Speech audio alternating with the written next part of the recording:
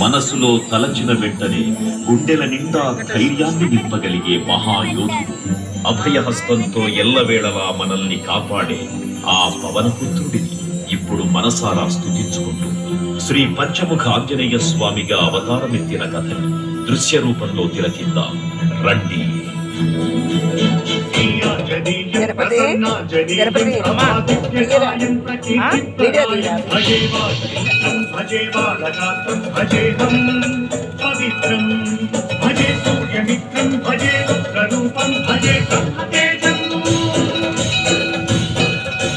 అది రామాయణ మహాయుద్ధం భీకరంగా సాగుతోన్న తరుణం. శ్రీరామచంద్రుని సారథ్యంలో వానర సైన్యంతో విజృంభిస్తూ లక్ష్మణస్వామి తనతో పోరాటం చేస్తున్న రావణుడి కుమారుడు ఇంద్రజిత్ తలని బాణంతో ఒక్క వేటుతో వేరు చేశాడు. ఇంద్రజిత్ మరణ వార్త విన్న రావణుడు ఆవేశంతో ప్రతీకారం కోసం పాతాళ లోకాధిపతి తన సోదరుడు అయినటువంటి మహిరావణుడి సహకారం కోరాడు.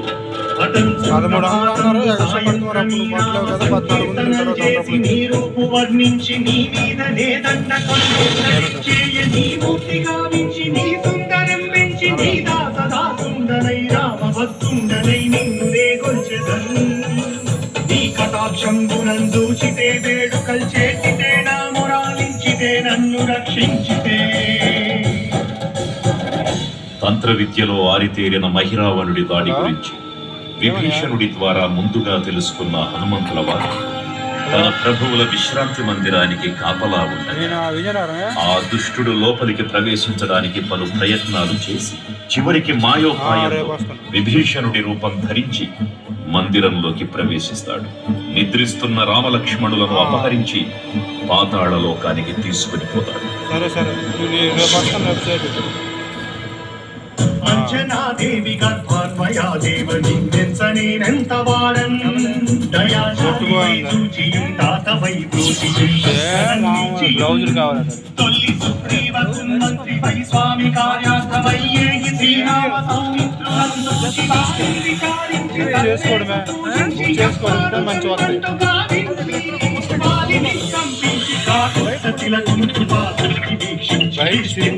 తెంచి శ్రీరామ కార్యార్థమై లంకకే తెంచియు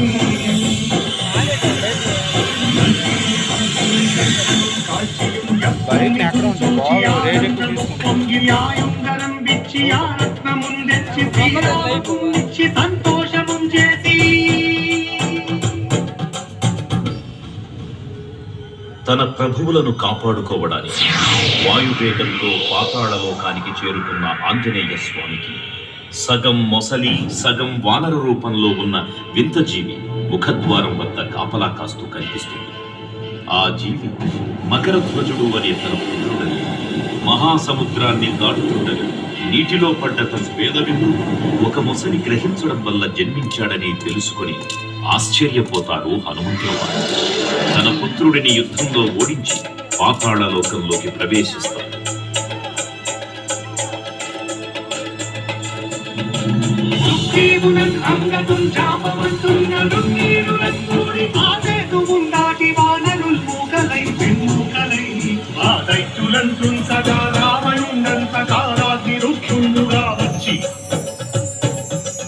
బ్రహ్మాండమైనట్టి ఆ శక్తిని వైచి ఆ లక్ష్మణం దింపగానం సౌమిత్రికి ప్రాణం రక్షింపగా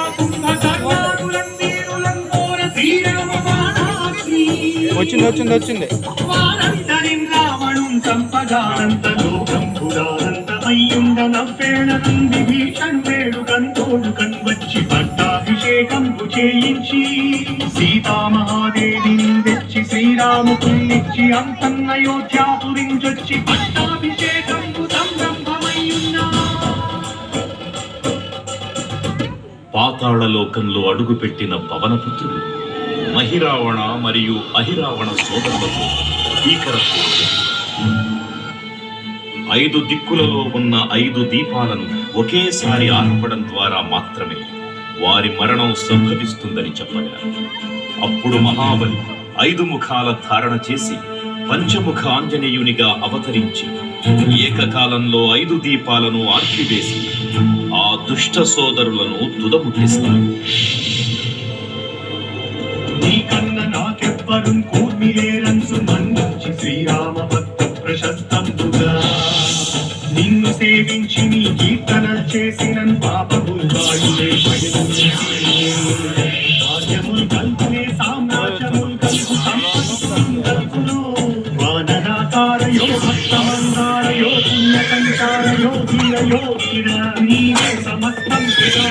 యాతారక బ్రహ్మ మంత్రం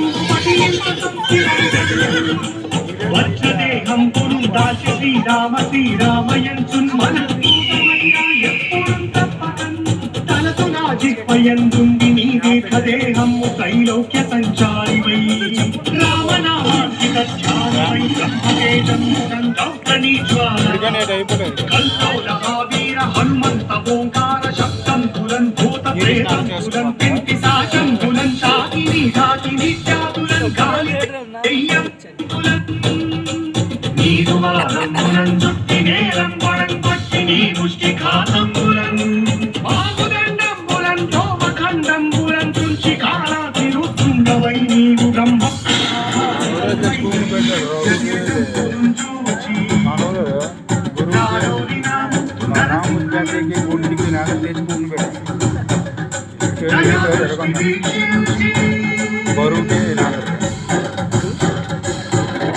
నన్నేలు నా స్వామి ఓ ఆంజనేయ నమస్తే సదా బ్రహ్మచారి నమస్తే నమో अंतकाल रघुवर पुर जाई, जहाँ जन्म हरि भक्त कहाई।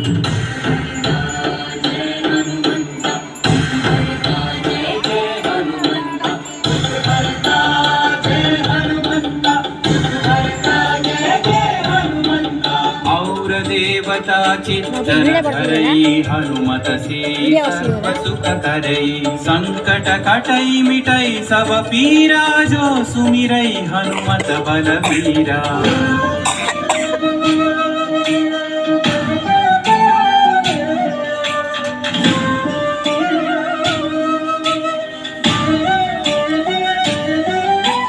जय जय जय हनुमान गोसाई कृपा करो गुरुदेव की नाई। यह सतवार पाठ कर जोई छूटहि बंदी महासुख होई। पवन पुत्र श्री जय हनुमंत महावीर श्री जय हनुमंत पवन पुत्र श्री जय हनुमंत महावीर श्री जय हनुमंत।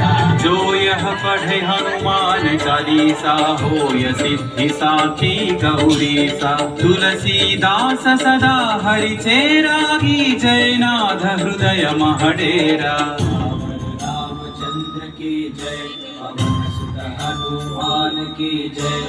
पवन तनय संकट हरन मंगल मूर्ति रूप। राम लखन सीता सहित हृदय बसहु सुरभु। राम लखन सीता सहित हृदय बसहु सुरभु। राम लखन सीता सहित हृदय बसहु सुरभु।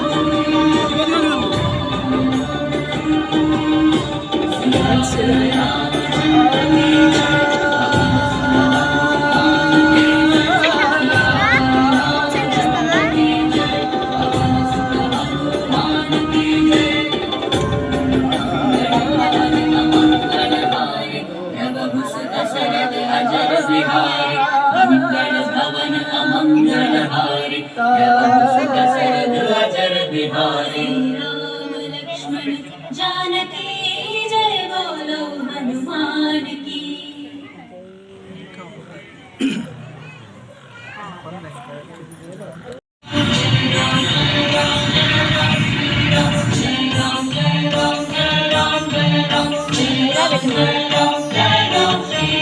तब पर राम तपस्वी राजा दिन की का